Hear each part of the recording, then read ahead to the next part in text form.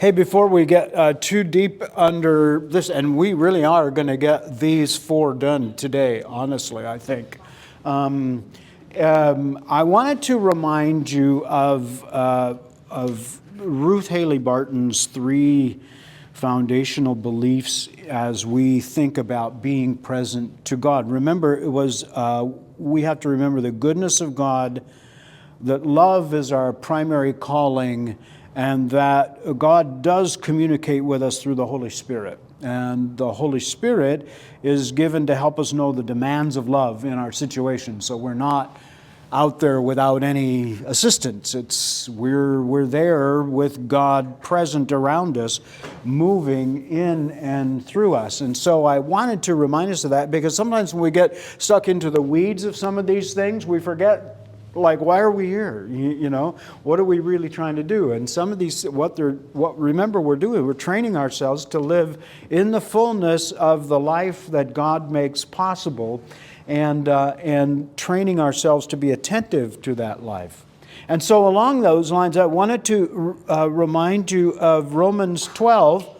We're all familiar with this passage, the first and second verse. Therefore, I urge you, brothers and sisters, in view of God's mercy, to offer your bodies as a living sacrifice, holy and pleasing to God. And what I like is Eugene Peterson's take on this, when he says, I think it's something like, and I just looked it up before we came here, but I don't have it memorized, but he was saying, here's what I want you to know. Your everyday life, you're getting up in the morning, you're living, breathing, working, walking, moving, interacting life, your everyday life matters and counts, and we want to make it count for God. And that's Peterson's take on what Paul is saying. But then Paul goes on, this is your true and proper worship.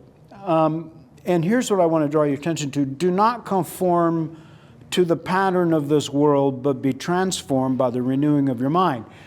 And I just wanted to bring that back to us.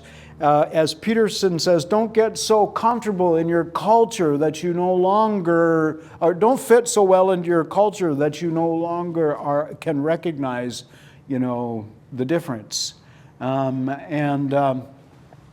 And so this idea of don't conform to the pattern of this world, that we're trying to break out of the things that have separated humankind from God and into the things that bring us back into that relationship. But the conformity piece is also not in a matter of the things we do, but in how we do it.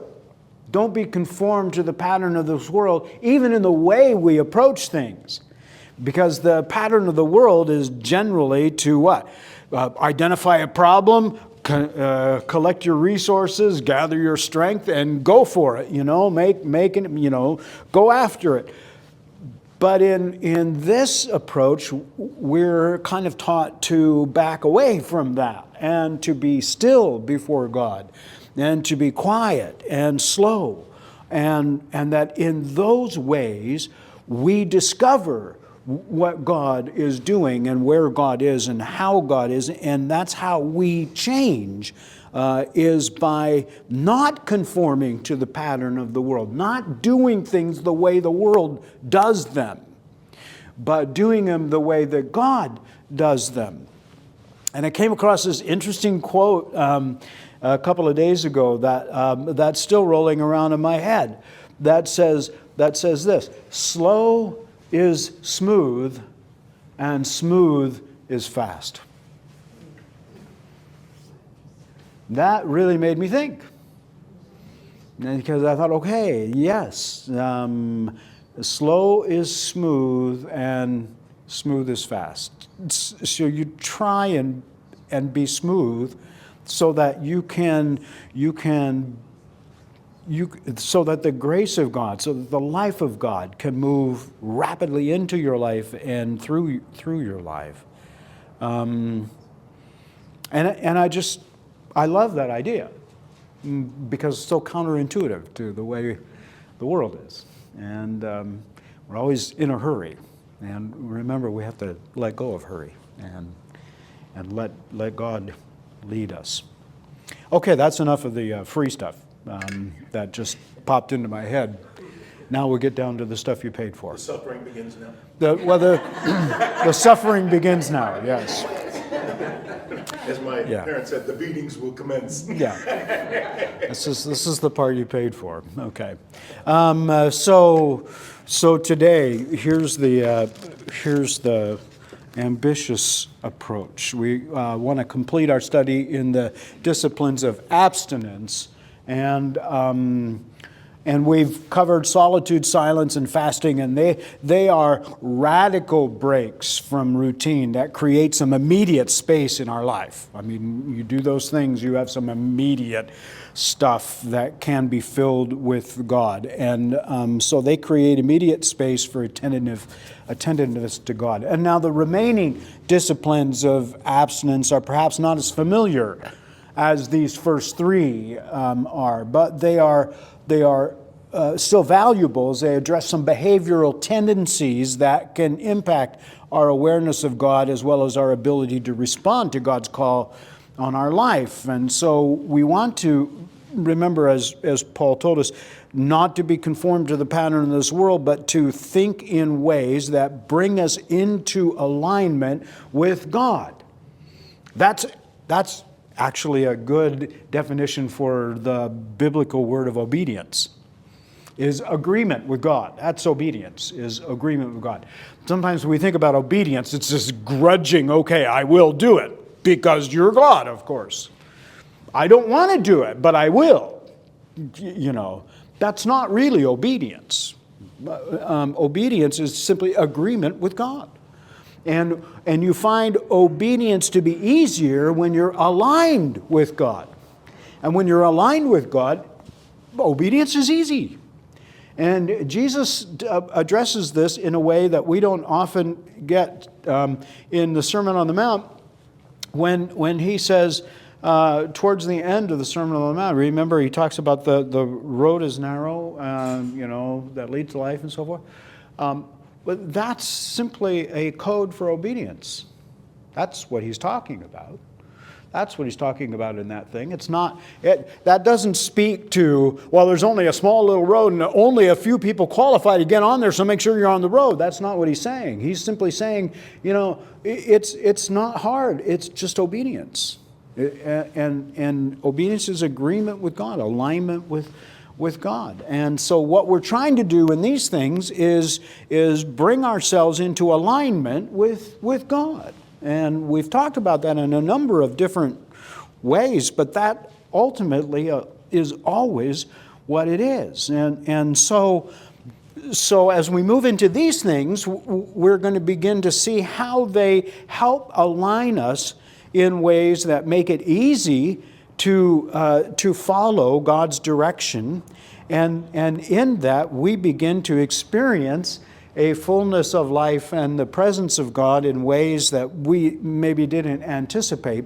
And so even though these aren't supposed to be like permanent pieces of your life, they can inform parts of your life and become like a rule that you want to follow that may have a more permanent or a steady presence in your life. But God will lead you to that. So let's talk about them a little bit. So I have this up here as simplicity. I'm going to add another word to it.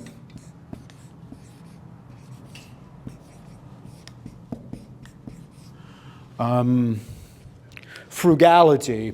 That's not a word we use a lot, in our culture.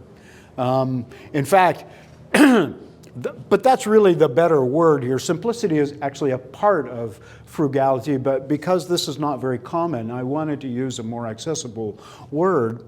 But this is really it. If you look this up in the dictionary, the definitions are really bland and not very admirable.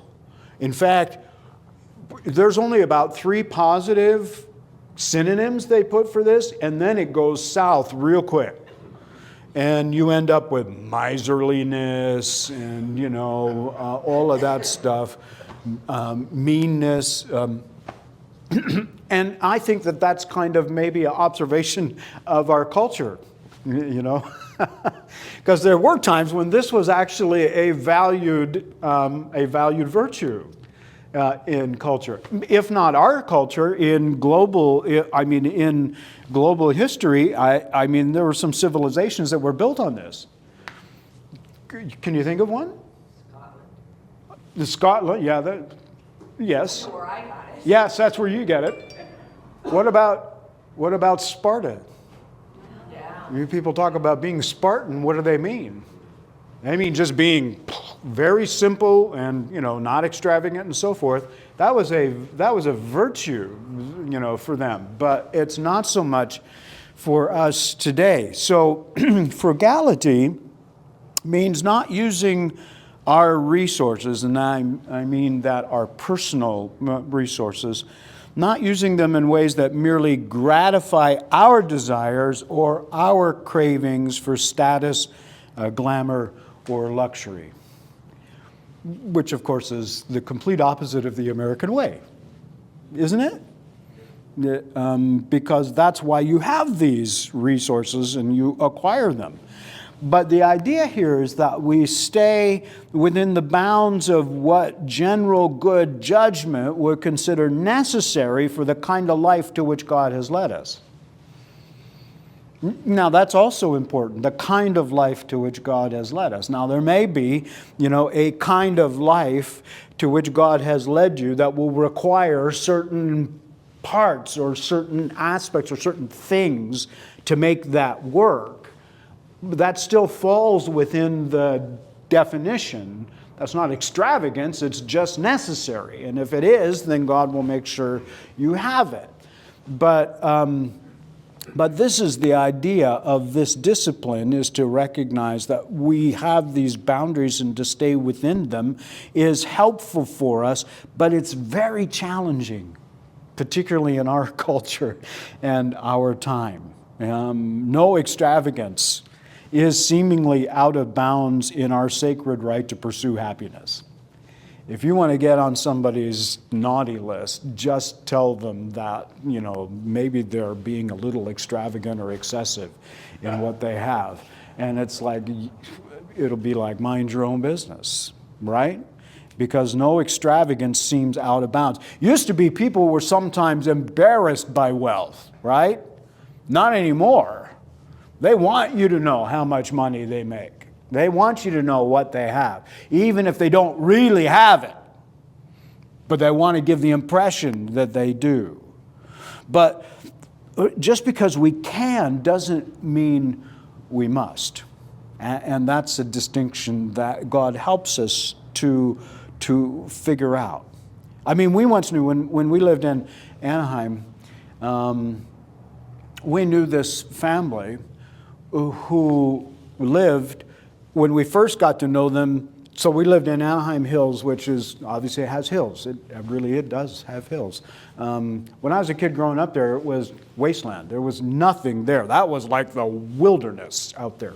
But then some developer figured out he could make lots of money developing that, so they developed it.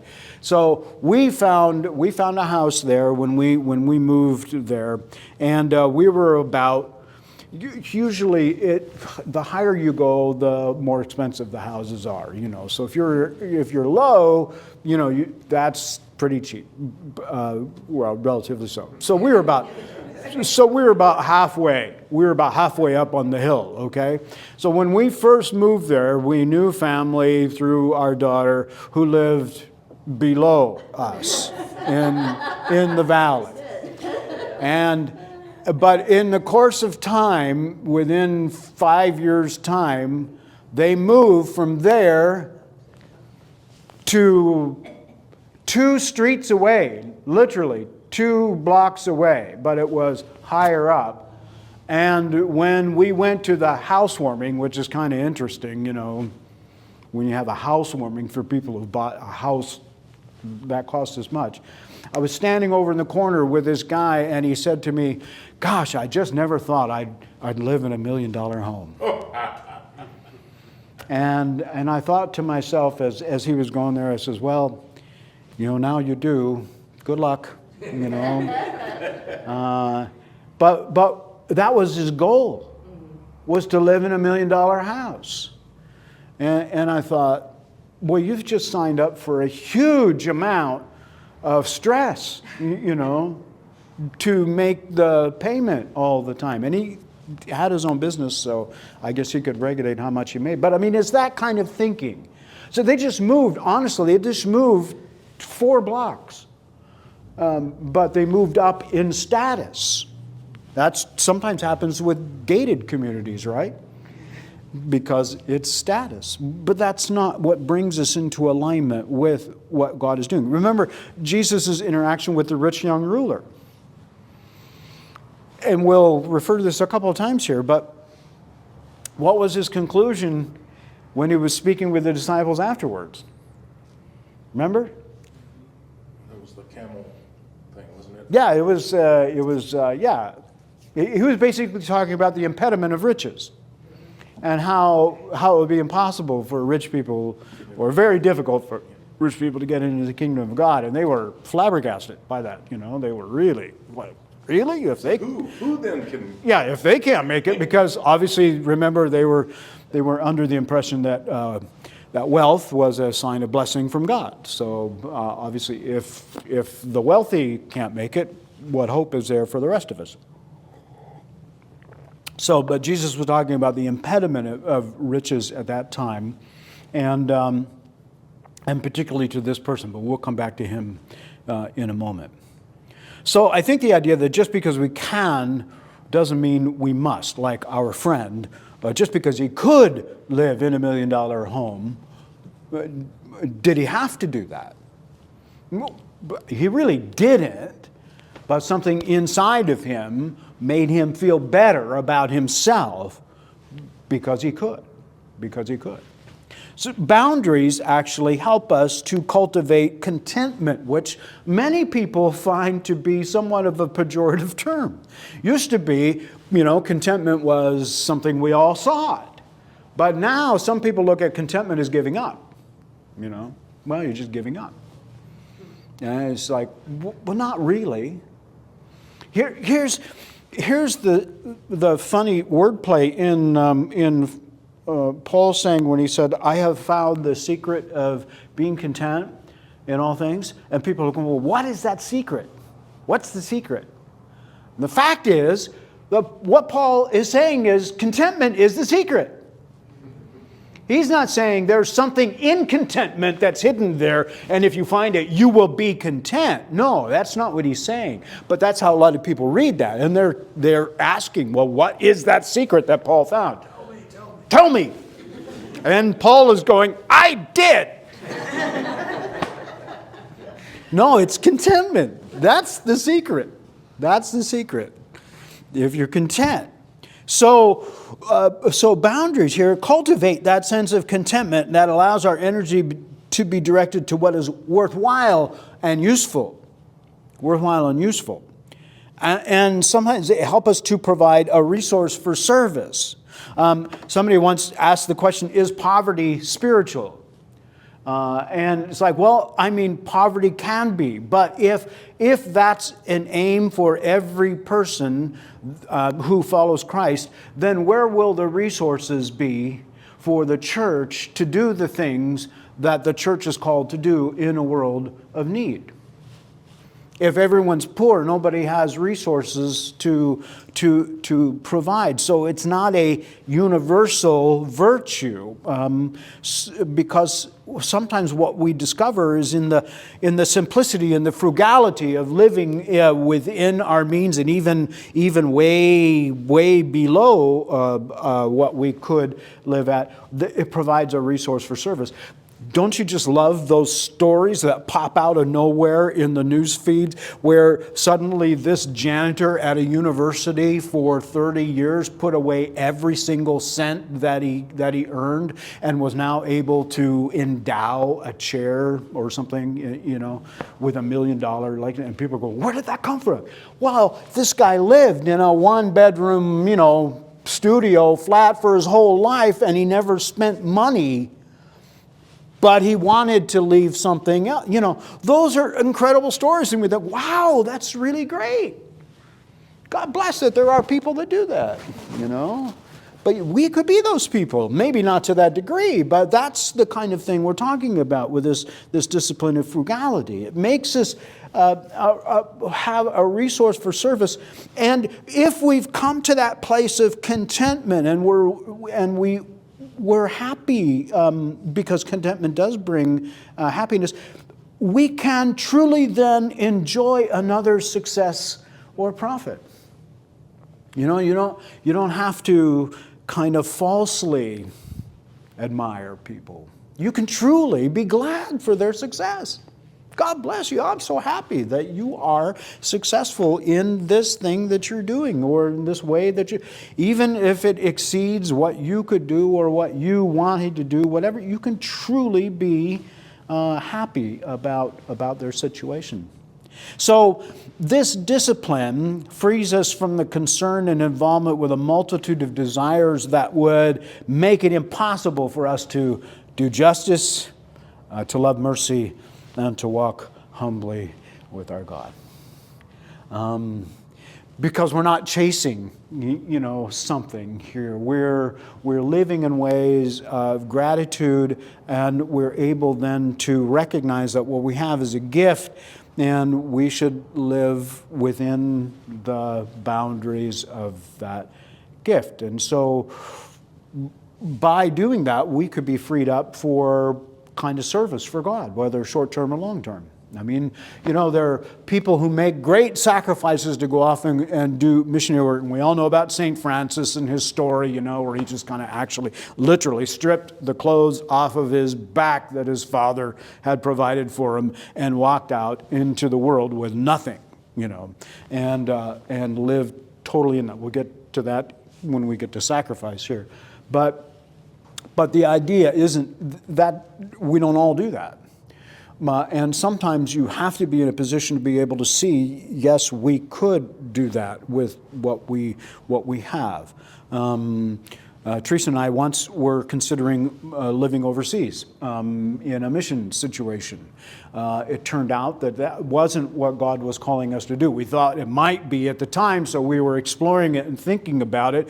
But we were also at a place in our lives where we could do that, where we could give up the things that we had acquired happily to go into this venture, if that was truly where God wanted us to be. There was nothing holding us back here to say, well, we've got to have this status or this over here.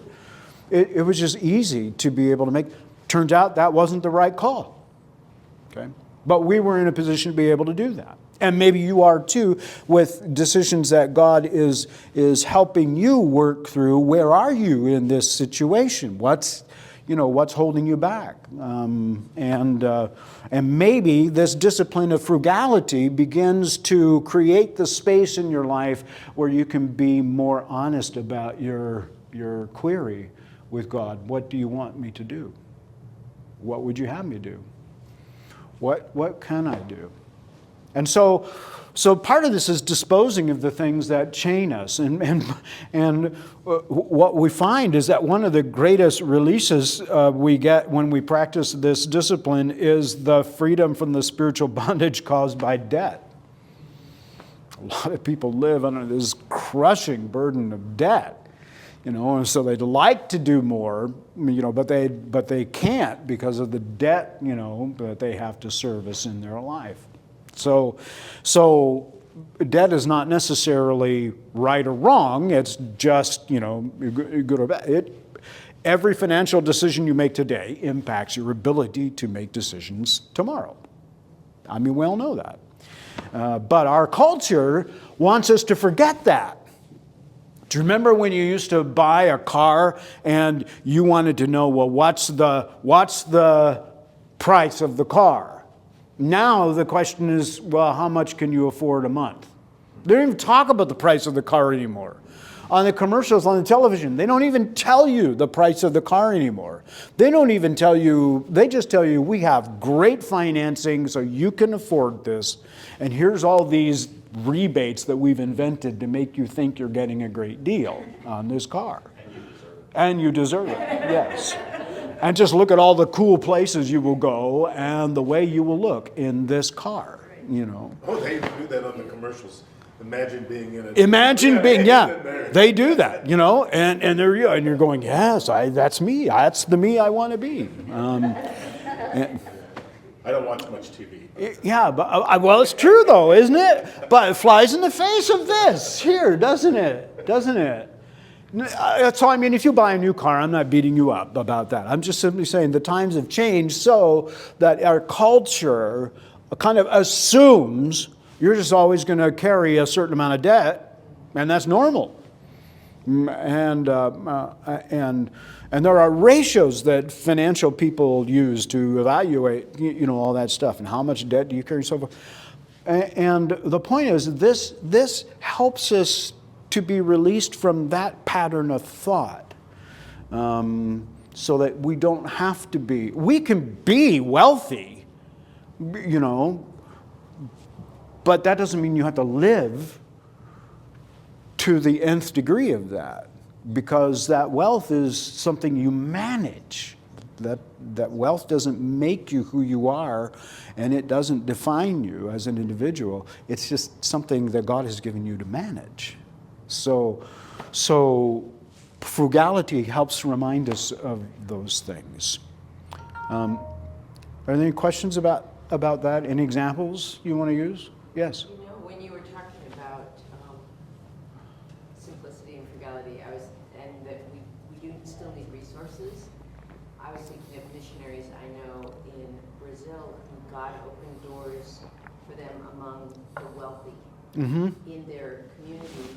And for them, having nice clothes was part of their toolkit. Yes. They would not be able to go and to the social occasions that they needed to be in to build relationships with the people God was bringing them to, without spending a lot more on money on clothing than, you know, some of their peers. Yeah. And it would be so easy to look at a picture in their prayer letter and say, oh, well, yes, you know, my support money is buying you a new dress, but it was part of their toolkit. What an interesting and observation. What God has done among significant people, socially significant to the world. Yeah. Drawn so many people in Brazil into missions. Yeah. Through that couple. Wow. That's cool. What a great example. Thanks for bringing that up. Yeah, that's exactly right. Well, that goes back to the kind of life that God has called you to. Yeah. Okay, let's move into sacrifice, which we won't take a lot of time in. It's similar to frugality, but it's actually radically different from it. I mean, some of the same kind of issues are involved. In sacrifice, we forsake the security of meeting our needs with what is in our hands. It is total abandonment to God. We give away for the sake of another, and we rely on God's provision. This is not something we do all the time. Okay, let's talk about this for a while. It's kind of like martyrdom is a spiritual gift you only use once. Okay, sacrifice is a little bit like that. Okay, it's not a way of life, but it can be depending on how God is leading you. I mean, think about it. Abraham was sacrificing Isaac, right? I mean, his whole future, everything God had promised him was on the line here because it all depended on Isaac. And so that was total sacrifice on his part to say, okay, yes, I'm willing to do this because this is what I believe you've called me to do. Now, there's actually a big cultural lesson that is wrapped up in that experience, but the idea is that Abraham was willing to do that, to sacrifice. The widow giving her 2 coins at the temple that Jesus saw, he said she gave everything she had to live on. And he amplified her gift over those of the others putting their money in the treasury because of the sacrifice she was making. The widow at Zarephath, remember, this is the one that Elijah is called to. Yeah, and she's just reached the end of her provisions, and Elijah comes to her and says, God has called me to this place to be with you. Go make me some bread. And she's like, well, I really don't have, you know the story. But the fact that she does it, that she's willing to do it, then as Dennis pointed out, the oil and the provision, the flour, never runs out during the time of the famine. So sacrifice. Total abandonment to God. Jesus' call to the rich young ruler was for sacrifice. Go give away everything you have, go sell everything you have. And what didn't Jesus say in that? Go sell everything you have and... He said give it to the poor, didn't he? He said give it to the poor. He didn't say give it to me. He didn't say give it to me, which is different from a lot of those kind of appeals these days. And that's an important distinction. If somebody other than Jesus tells you to sell everything you have and give them the profits, that's not Jesus speaking. Okay? If Jesus tells you to do that, Jesus in the flesh, then you probably should do that. But other than that, be leery of that. That was a sacrifice to the rich young ruler. Now, Jesus didn't issue that to everybody, but he did to him because that was an element that was keeping him from an understanding of what God wanted to do in his life. So we have to be careful about this. This sacrifice is generally in response to a firm word from God. This is not an impulsive thing. This is not some... Now, if you are walking deeply in the life of God, as Jesus was, and of course our prayer is and our hope is that as a result of God working in our life, that our inner life will match the inner life of Jesus so that we will walk in the presence of God in exactly the same way that Jesus did, which means then that we could, in a moment, make a decision, but it's because we're already totally and completely aligned with God, and but what we need to recognize is that sacrifice is not an impulsive thing. This is not something you just decide on a whim to do. It comes as a result of a firm word from God, and it's typically infrequent.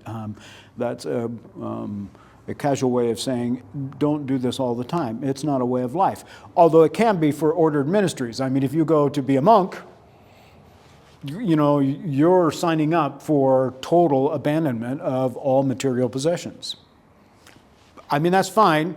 Interestingly enough, Richard Rohr, who is, a Franciscan, monk, it actually wrote once in a kind of a journal entry that I was reading, where he said, honestly, this is still not very convincing. He says, even though, yes, I don't own anything personally, but the diocese takes care of all of my, health needs. I have a place to live through them. All my, my board, they feed me, they take care of me. Yes, I've abandoned personal wealth, but I have everything that I need. It's not the same. It's not actually not the same thing. He was saying, don't look to this as an example of virtue. I'm totally cared for. So it's not the same thing. We have to recognize, what it is. So sometimes you may sense from God something personal about this, and that would be then something to respond to, not someone telling me to sell my stuff for their sake.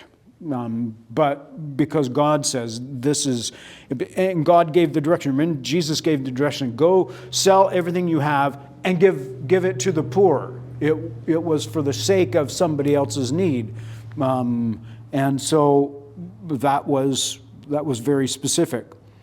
It also has to be something agreed upon by those who are impacted. You by yourself cannot make the decision to sacrifice when it impacts somebody else's well-being who depends upon you.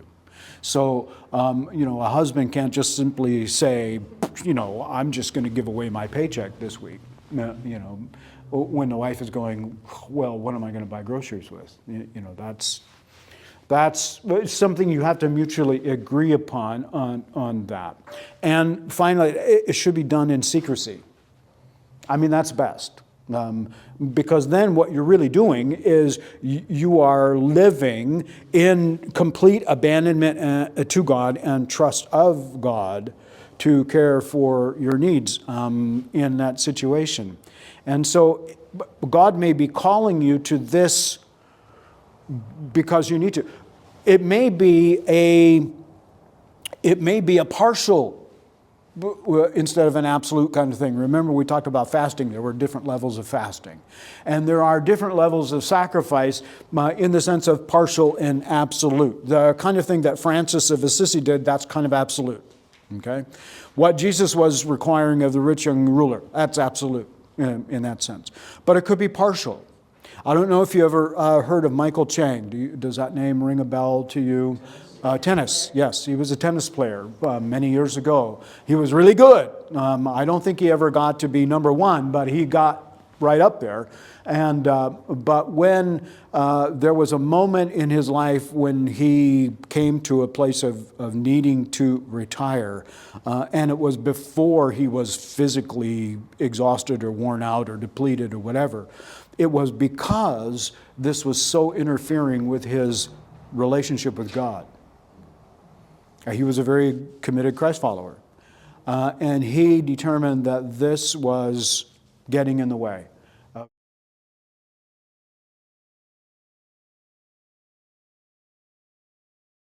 To him, it's an impediment. So that would be an example of a partial kind of sacrifice. And maybe this has to do with changing jobs. You may find yourself in a position where you suddenly find it necessary to change jobs because of what you discover about what's happening in the company that you work for. Maybe it's dishonest in a way you didn't realize and so forth, and you realize you can no longer be part of that, and you just walk away from it without something else, already planned. That would be an example of sacrifice, because it would get in the way of your walk with God. So this isn't totally just always walk away from your house and things like that. It just means recognize the kinds of things that get in the way of your walk with God, and then let go of them. And you discover then a level of trust, a level of joy. Remember, joy is that assurance of God's care for you. That's what joy is, the assurance of God's care. You become a vessel of blessing, but you receive a blessing as well. And God can provide for you in some unexpected ways. All right, that's like a 2-minute warning is what that is. And so, so we can either give 1 minute to secrecy and 1 minute to chastity, or we can just go, okay, fine, we'll do those next week. Because I really don't want to rush through. Originally when I was writing this out and I got to chastity, my first thought, I put in parentheses, are we out of time? I actually wrote that in. I thought, no, I better not. But now I find myself in that place. So because we do want to talk about that. We're good, Frank, with whatever we do. Are we good? Are you okay with doing this one more week, the abstinence things? Because we'll get done with that. The secrecy thing is important too, and I do want to address. Okay, any other comments you want to make, or questions, or examples? How are you doing with your own practices? I don't think we have time for those questions, Frank. We don't. All right. Well, I've kept you. I was playing. We've got some time. I have a question. Dennis, yes. Now that I'm retired, I find myself wasting a lot of time watching television because one program morphs into two, and two morphs into three, and all of a sudden the evening's gone. And I'm thinking to myself, if I keep this up for years, I'm going to be paying a penalty for that. I need to not do this, but it's so easy to stay in that. What you got for me on that one? How you counteract the culture to Kill your television. kill what? Kill your television. I saw that on a bumper sticker. Yeah. Well, but part of that is to assess. You may be talking about just a couple of programs. I don't know what your relative thing. I mean, if you're spending 8 hours a day watching television, you need to make an appointment with Pastor John. But if it's just a couple of programs a day, compared to everything else you do in the day, it's probably not a big deal, But if that's troubling you, then you need to be able to find, or you should look for, what other things could I be doing instead, to fill this time? Or is it, why am I doing this? Is it because I don't have other things to do, or I'm just kind of relaxing? I mean, television can be relaxing too, because actually your brain is kind of turned off when you're watching television. They've proven that over and over and over again in studies. Your brain just kind of goes to sleep. And some of us actually do go to sleep when we're watching television. So you have to assess, why are you really doing that? What need is it meeting? If you're just killing time, maybe there's better uses of time, I just sort of wish I had been born before the world of television. I think it would have been easier. You can go and live in that time if you want, Dennis. Do just what Jason said. Just kill your TV. I mean, you can do that. You have to make sure everyone in your household agrees with you, So you can't just unilaterally kill the TV and then everyone else go, well, how are we going to watch the U.S. Open? Then you can't do that. Vicky's easy going though. She doesn't have any opinions. She starts it. She says, let's watch the movie. Well, I mean, the other thing is, honestly, if you want to be very, very analytic about this, movies are a great way of understanding the culture, because movies reflect the culture.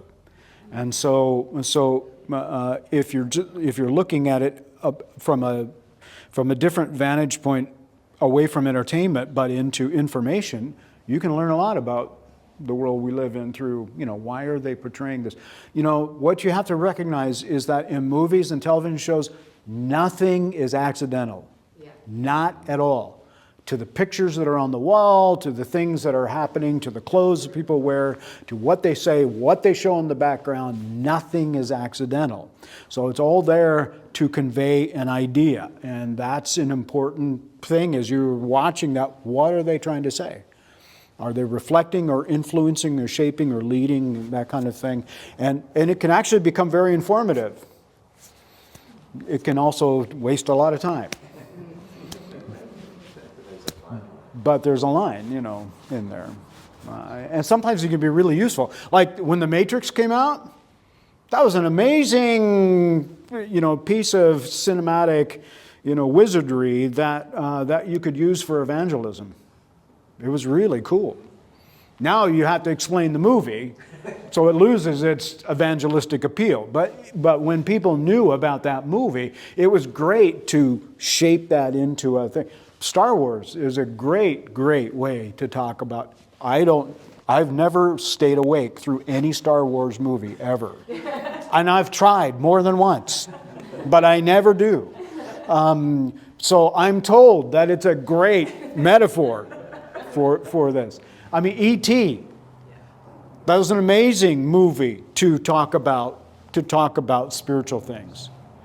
I mean, he even had some great, what was the last line in that? What? I'll be right, and where is he pointing?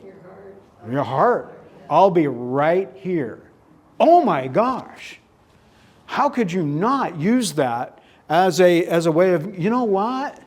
Jesus would have loved this movie, you know. In fact, he's probably enjoying it right now. You know, and he can watch it as often as he wants. But what great imagery. So sometimes movies are a really great way of connecting to culture when you understand the spiritual basis behind them. Sometimes you might want to, in conversation with somebody, go, why is it that the only time religion shows up in movies is when it's bad? You know, and its proponents are evil.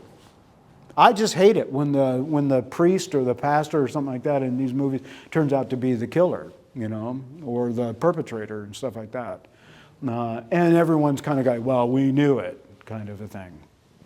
Why is that? Well, the culture wants to believe that, and so you got to ask why do those things happen? I mean, it used to be in the past it was books, right? But nobody reads books anymore. We talked about it before. Les Mis was a great story for redemption and all of that, and change and transformation and so forth. But now to labor through a book that thick, that's daunting. So it take you a couple of years to get ready to use that. And nobody else will have read it. So watch the movie instead and use its themes. I know that's probably a longer answer than you were looking for, Dennis, but it could be, you could use it that way. I just hanker for open spaces and fishing holes. And Well, then go do that. You can't do that in the winter, so winter sort of trapped me. I have to be in this room, so let's watch TV. All right. You don't have to be. You can go cross-country skiing. Hey, thanks a lot for your attention. We'll see you next time.